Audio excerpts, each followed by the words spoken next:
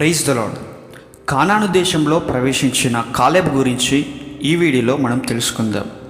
సంఖ్యాకాండం 14వ అధ్యాయం 24వ వచనంలో ఈ విధంగా రాయబడి ఉంది. నా సేవకుడైన కాలేబు మంచి మనస్సు కలిగి పూర్ణ మనస్సుతో నన్ను అనుసరించిన హేతువు చేత అతడు పోయిన దేశంలో అతన్ని ప్రవేశపెట్టుతును. అయితే ఇక్కడ కాలేబు గురించి దేవుడు మోషేతో మాట్లాడుచున్నట్టుగా ఇక్కడ గమనించగలము. కాలేబు పూర్ణ మనస్సుతో నన్ను అనుసరించిన హేతువు చేత అతని వాగ్దాన దేశంలో ప్రవేశపెట్టుతాను అని దేవుడు ముందుగానే ఇక్కడ చెప్పుచున్నట్లుగా గ్రహించగలము. ఇశ్రాయేలు ప్రజలలో అనేక మంది పెద్దలున్నారు, అనేక మంది ప్రముఖులున్నారు, అనేక మంది ప్రవక్తలున్నారు, అనేక మంది యాజకులున్నారు, అనేక మంది న్యాయాధిపతులున్నారు, అనేక మంది నాయకులున్నారు. కానీ ఎవరు దేవుణ్ణి పూర్ణ మనసుతో అనుసరించలేకపోయారు. కాలేబు మాత్రమే దేవుని పూర్ణ మనసుతో అనుసరించినాడు అనే విషయాన్ని ఇక్కడ గ్రహించగలము. ప్రియులారా, ఈనాడు క్రైస్తవ సమాజంలో అనేక మంది నాయకులు ఉన్నారు, అనేక మంది సంఘ పెద్దలు ఉన్నారు, అనేక మంది సంఘ కాపర్లు ఉన్నారు, అనేక మంది బోధకులు ఉన్నారు, అనేక మంది ప్రవక్తలు ఉన్నారు, అనేక మంది బిషప్లు ఉన్నారు, అనేక మంది క్రైస్తవ సంస్థల డైరెక్టర్లు ఉన్నారు.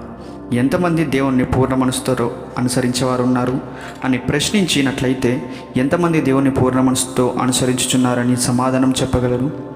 ప్రియులారా, ఐగుప్తు దేశం నుండి వాగ్దాన దేశంనకు బయలుదేరిన 20 లక్షల మంది ఇశ్రాయేలు ప్రజలలో ఎంతమంది వాగ్దాన దేశంలో ప్రవేశించినారు అని దేవుని వాక్యమును ప్రశ్నించగా కేవలము ఇద్దరు వాగ్దాన దేశంలో ప్రవేశించినారని దేవుని వాక్యము తెలియజేయుచున్నది.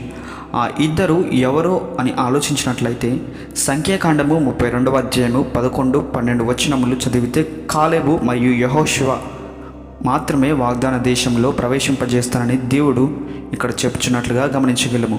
మిగతా ఇశ్రాయేలు ప్రజలు ఎందుకు వాగ్దాన దేశంలో ప్రవేశించలేకపోయారు, వారు ఏమైపోయారు అని ఆలోచించినట్లయితే వారి పాప జీవితమును బట్టి వారు వాగ్దాన దేశంలో ప్రవేశించలేకపోయారు.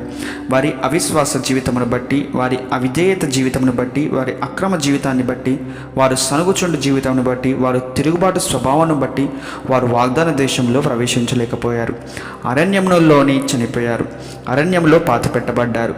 ప్రియులారా, మనము కూడా పరలోక రాజ్యంలో ప్రవేశించాలంటే యేసు ప్రభువు నమ్మినంత మాత్రాన, బాప్తిసము తీసుకున్నంత మాత్రాన, సంగమునకు వెళ్ళినంత మాత్రాన, కానుకలు ఇచ్చినంత మాత్రాన సరిపోదు. వారి వలె ఈ పాప కార్యాలు చేయకుండా జాగ్రత్త పడదాము. సంఖ్యాకాండము 13, 14 అధ్యాయాలలో ఇశ్రాయేలు ప్రజల మధ్య జరిగిన సంగతులను వివరించి రాయడానికి ఇప్పుడు సమయం లేదు. కేవలము ఇప్పుడు కాలేబు జీవితము గురించి, అతని జీవితానికి చెందిన ప్రత్యేక విషయములను గూర్చి ధ్యానం చేసుకుందాం. కాలేబు యూదా గోత్రానికి చెందినవాడు. కాలేబు కనేజీయుడగు యెఫున్నె కుమారుడు. కాలేబు యూదా గోత్రానికి చెందిన నాయకుడు. కాలేబు కానాను దేశంను వేగు చూడటానికి పంపబడిన వారిలో ఒకడు. కాలేబు కానాను దేశంలో ప్రవేశిస్తాము అని విశ్వాసంతో చెప్పినవాడు. కాలేబు పేరు 5 పుస్తకాలలో రాయబడింది. కాలేబు పేర్లు 25 సార్లు బైబిల్ గ్రంథంలో రాయబడినది. కాలేబు పూర్ణ మనసుతో దేవుని అనుసరించినవాడు. కాలేబు వాగ్దాన దేశంలో ప్రవేశించినవాడు. కాలేబు వాగ్దాన దేశంలో హెబ్రోనును స్వాస్థ్యముగా పొందినవాడు.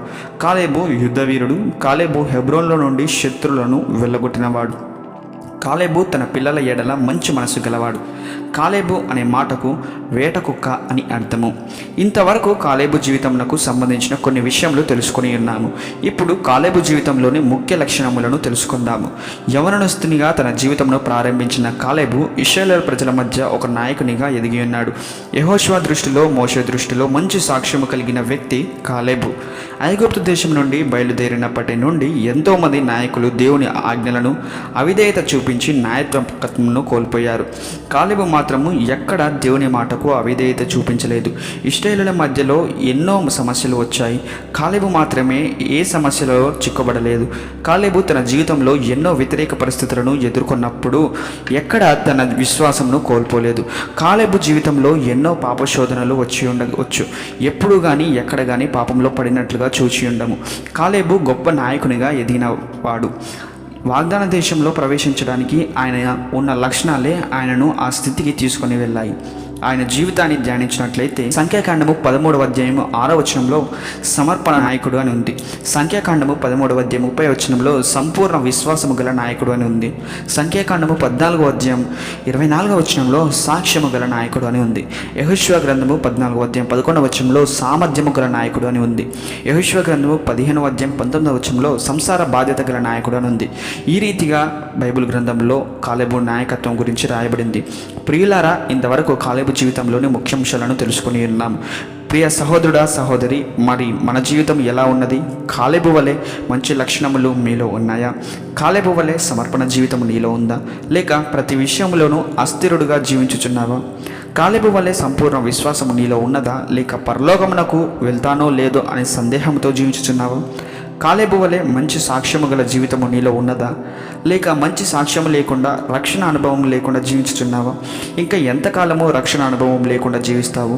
ఇంకా ఎంతకాలము సమర్పణ జీవితము లేకుండా జీవిస్తావు? ఈ సమయంలోనైనా నీ హృదయాన్ని పరీక్షించుకున్నాము. ప్రభువు నీ లోపములను చూపించినట్లయితే వెంటనే ప్రార్థన చేయము. నీ పాపములను, నీ బలహీనతలను ఒప్పుకొనుము. దేవుడు నీ పాపములను క్షమించి నీ జీవితమును సరిదిద్ది మంచి సాక్ష్యము గల వ్యక్తిగా, మంచి నాయకత్వ లక్షణాలు గల వ్యక్తిగా నిన్ను సిద్ధపరుస్తాడు. ప్రార్థన. ప్రేమగల తండ్రి, జీవం గల దేవ, సర్వోన్నతుడ, సర్వాధికారి అయిన దేవ, నీకు వేలాది స్తోత్రములు చెల్లించుచున్నాము. ఈ దినము వరకు నన్ను సజీవునిగా ఉంచినందుకు నీకు వేలాది కృతజ్ఞత స్తుతులు చెల్లించుచున్నాను. నీవే నా దేవుడవుగా, నీవే నా రక్షకుడవుగా, నీవే నా కాపరిగా ఉన్నందుకు నా హృదయపూర్వకముగా వందనాలు, కృతజ్ఞత స్తుతులు చెల్లించుచున్నాను. ఇంతవరకు కాలేబు జీవితం గురించి, ఆయన జీవితంలోని మంచి నాయకత్వ లక్షణముల గురించి ధ్యానించి ఉన్నాము. కాలేబు నీ దృష్టి ఎదుట మంచి సాక్ష్యము గల వ్యక్తిగా జీవించి ఉన్నాడు. కాబట్టి ఆయనను కానాను దేశంలో ప్రవేశింపజేసి ఉన్నావు. యేసు ప్రభువా, నన్ను కనుకరించమని ప్రార్థించుచున్నాను. నా పాపములను క్షమించి నా జీవితాన్ని సరిదిద్దుమని ప్రార్థిస్తున్నాను. యేసయ్య, నీ పరిశుద్ధ రక్తముతో నా హృదయాన్ని కడుగుమని ప్రార్థిస్తున్నాను. నన్ను కాలేబు వలె మంచి సాక్ష్యము గల వ్యక్తిగా స్థిరపరచమని, నీ పరలోక రాజ్యంలో ప్రవేశించడానికి నన్ను స్థిరపరచమని యేసుక్రీస్తు పరిశుద్ధ నామములో ప్రార్థిస్తున్నాము తండ్రి. ఆమెన్. మా వీడియోస్ కనుక మీకు ఆశీర్వాదకరంగా, దీవెనకరంగా అనిపించినట్లయితే తప్పకుండా లైక్ చేసి, షేర్ చేసి మా ఛానల్ను సబ్స్క్రైబ్ చేసుకోండి. దేవుడు మిమ్మల్ని, మీ కుటుంబాలను దీవించునుగాక. ఆమెన్.